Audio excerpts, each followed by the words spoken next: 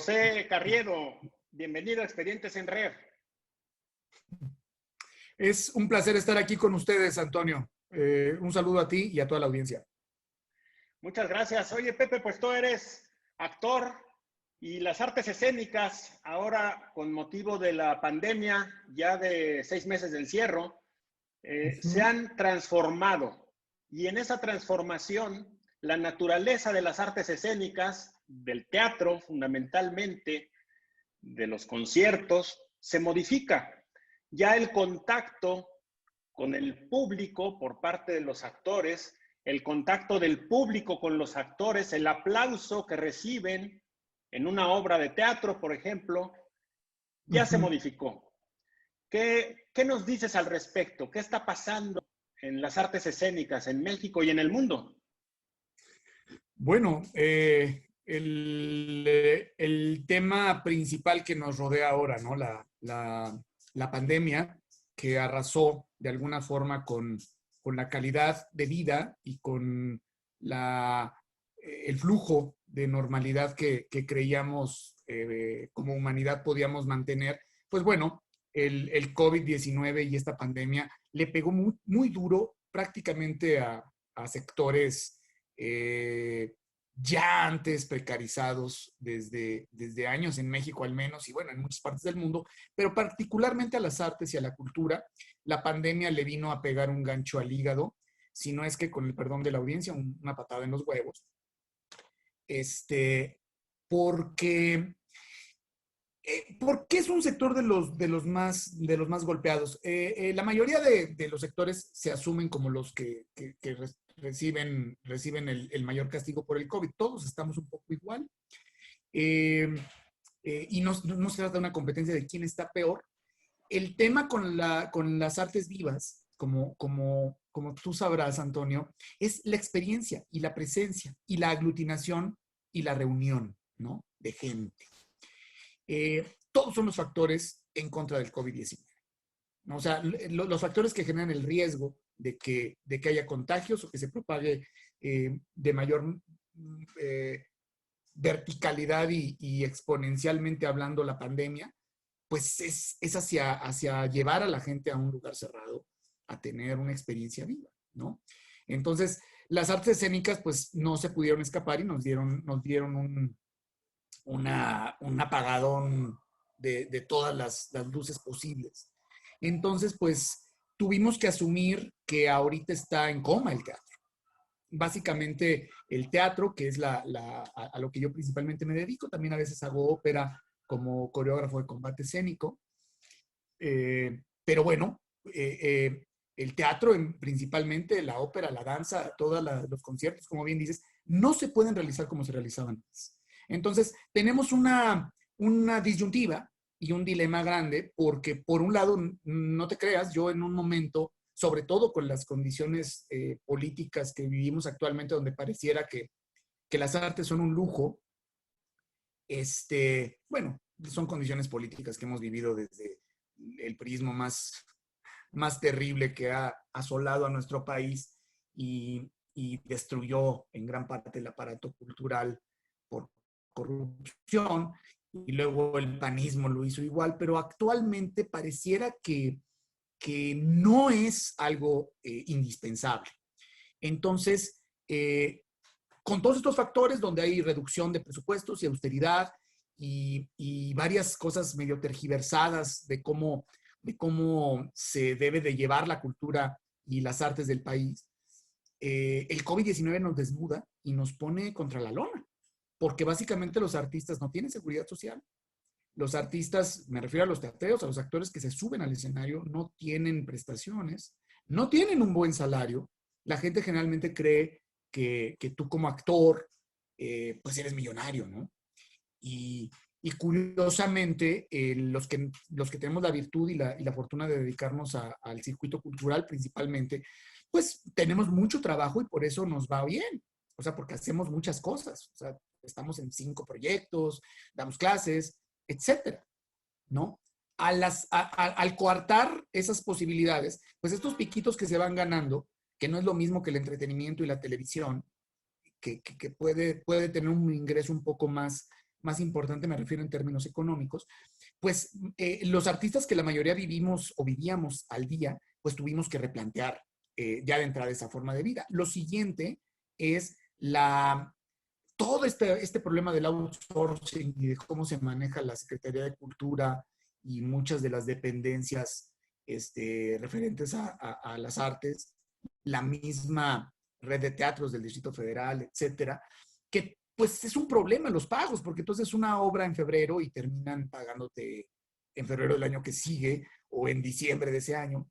Entonces, todo esto que ya era como un atropellado, que me gusta mucho esa metáfora de pensar que el teatro era una persona atropellada que estaba pidiendo auxilio, viene la pandemia y es como un tráiler que ahora le pasa por encima, ¿no?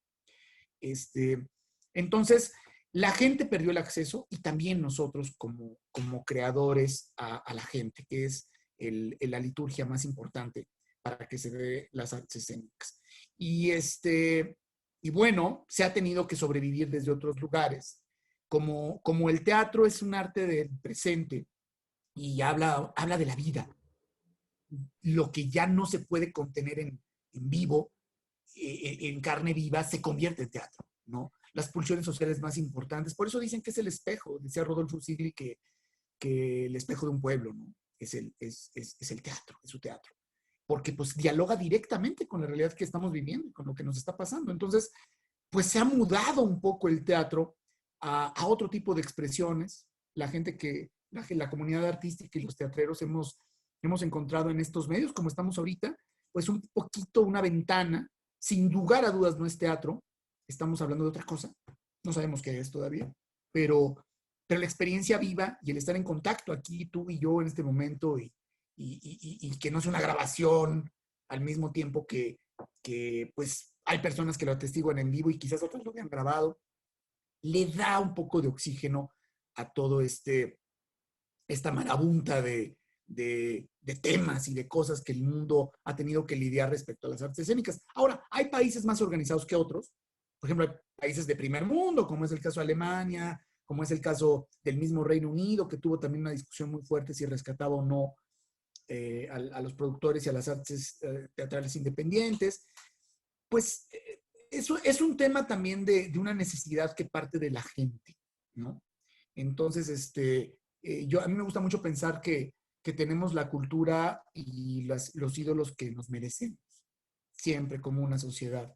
Entonces, una sociedad más culta, una sociedad más informada, una sociedad con un poco de mejor gusto, de que no se vaya de gato por liebre siempre, que como ocurre en esta manipulación mediática que veníamos arrastrando también con nuestras televisoras, que bueno, de repente ofrecen productos de una calidad menguante en términos actorales y artísticos.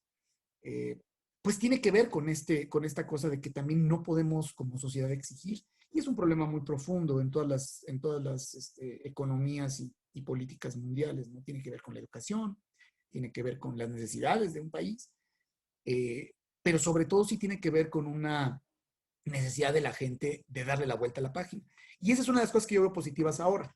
Para cerrar un poquito esta primer pregunta, creo que la gente, después del COVID-19, ha valorado la experiencia, el estar ahí presente en un concierto, el palpar a un actor, el intercambio energético que se da en una sala de teatro, el poder salir, toda la experiencia en el lobby, el poder ir luego a tomar un café y platicar de la obra o de lo que sea que te haya pasado.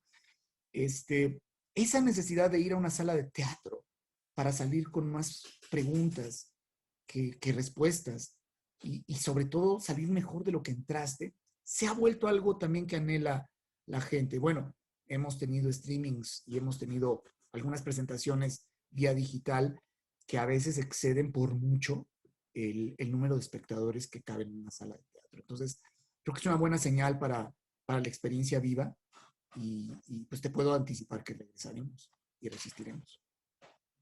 Muy bien, Pepe. Oye, pues fíjate que ahí en medio de esa indefinición que tú refieres, en donde estamos replanteando las artes escénicas en algo que todavía no sabemos exactamente qué nivel va a tomar. porque no es una puesta en escena tradicional la que se realiza en una plataforma digital. Estamos hablando que tampoco es una serie, que tampoco es televisión. Sin embargo, esa puesta en escena a través de una plataforma digital permite, como bien lo acabas de señalar, llegar a más personas, a cada vez más personas, que el teatro tradicional, si bien existe ese contacto inherente a la naturaleza de una actividad escénica, no permite sino el número de espectadores de la sala por función. Entonces, en ese contexto, ¿cuáles son los proyectos en los que se encuentra Pepe Carriedo en este momento? Pues mira, Toño, afortunadamente en varios. De entrada, cuando yo estaba por estrenar un proyecto y estaba terminando otro en el Helénico que se llamaba, era El Gallardo Español de Cervantes, una versión de Martín López Brí que se llamaba El Gallardo Español que se llamaba Honor y Traición sobre el Gallardo Español, que estábamos en el Helénico y antes de que las autoridades dijeran se corta la actividad, los teatros responsablemente y la comunidad artística y teatral dijo cerramos antes, ¿no? Antes de que el decreto fuera oficial, ¿no? Entonces, esa temporada se cortó y estrenaba otra obra en ese mismo rato, que se llama A Ocho Columnas, el montaje de Salvador Novo sobre el periodismo, que es, bueno, ya legendario en nuestro país, que abre de alguna manera la cloaca de cómo se maneja como mercancía al mejor postor la información y el derecho de la opinión pública a tener la verdad, ¿no? Entonces, de eso iba ese momento y tuvimos que parar.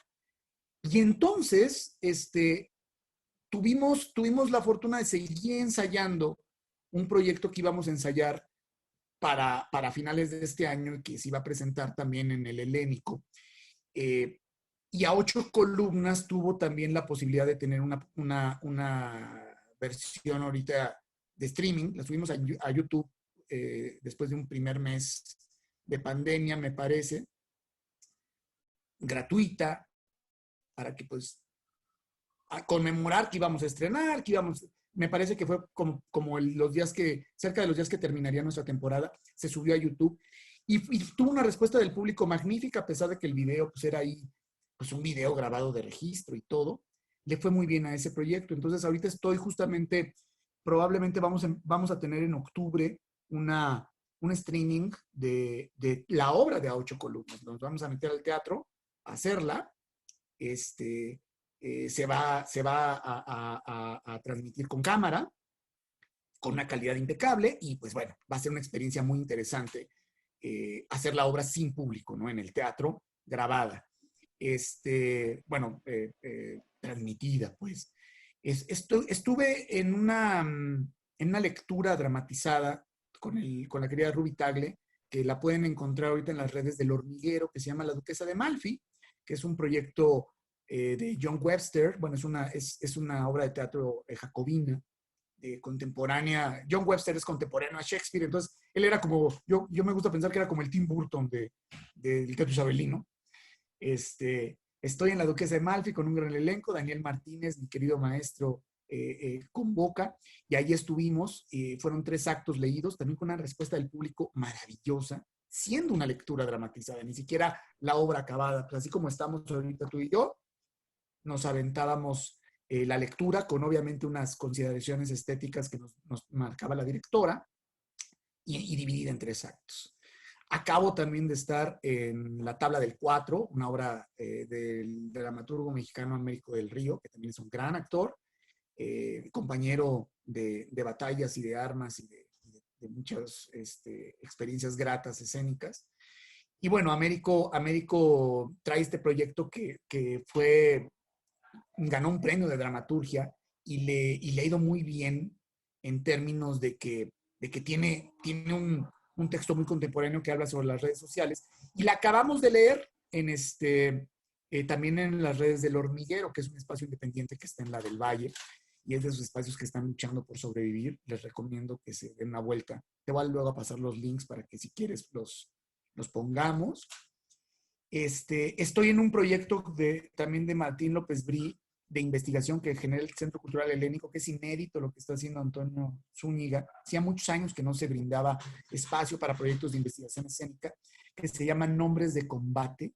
Es un proyecto que habla sobre una especie de docuficción respecto a las dictaduras y a la resistencia a las dictaduras en toda América Latina desde los años 50 y 60 hasta nuestra fecha, siguiendo a unos personajes que tuvieron que emigrar de Argentina a nuestro país. Entonces, es un proyecto muy entrañable, es el que me ha salvado en la pandemia. Terminando de decirnos, se apaga la luz, no pueden estar en teatro, pues empezamos a ensayar ese, que es el que te digo que se iba a estrenar en octubre, y que, pues bueno, ha sido 100% teatro pandémico. Todos los ensayos han sido así, en Zoom. Está la maestra Paloma Woolrich, está Arturo Reyes, dos maestrazos, Sofía Beatriz López y tu servidor en el elenco. Dirige Martín López Brí y es dramaturgia de Martín López Brí. Y estoy por estrenar algo que los quiero invitar. Es la experiencia más ambiciosa de las cuales me voy a enfrentar ahorita. Se llama Los Habladores. Es un proyecto que organiza el galante y resistente ante la adversidad Teatro El Milagro, con el maestro David Holguín, Gabriel Pascal y Jiménez Cacho a la cabeza de ese espacio y de ese proyecto teatral que le ha dado tanto al Teatro Nacional. Y vamos a estrenar de manera presencial y virtual en las instalaciones del Teatro del Milagro, allá por finales de octubre. Tienen unos parámetros muy rigurosos respecto a la sanitización y a todas la responsabilidad que se tienen que tener. Vamos a tener pruebas COVID los actores, evidentemente, antes de estar ahí. Y es una serie de monólogos donde hay un elenco, bueno, que yo no sé ni cómo me colé, pero está ahí el maestro Joaquín Cosío, está David Evia, está Silverio Palacios, está Enrique Arreola, está Diego Jáuregui, la maestrísima de maestros Laura Almela, Berta Vega. Bueno, hay una cantidad de gente que las mencionas y el prefijo teatro sale siempre en el imaginario, ¿no? Son gente que he tenido la fortuna de que hayan sido mis ídolos desde la butaca, luego algunos de ellos mis maestros, y sin duda siguen siendo mis maestros de una especie de tesis permanente, que es estar haciendo teatro. Estaremos ahí con un monologuito y un proyecto diseñado para estos tiempos de pandemia, ya explorando lo presencial. Se llama Los Habladores y empieza ahorita en octubre. A mí me toca hacia finales de octubre, pero son muchos monólogos, estén pendientes. Te daré también todos los datos para que puedan venir y hacer ejercicio de un derecho que tenemos, que es el derecho a la cultura, el derecho a las artes, que no nos puede quitar eso nadie. Estoy convencido que a mí, de no ser por esto y por estos ensayos y por la gran posibilidad que tengo de leer y de tener una tendencia hacia acercarme a las artes, he podido sobrevivir a la locura demencial que ha sido el encierro. Como bien dice mi querido amigo, el maestro Luis Miguel Lombana, ¿quién puede estar bien ahora?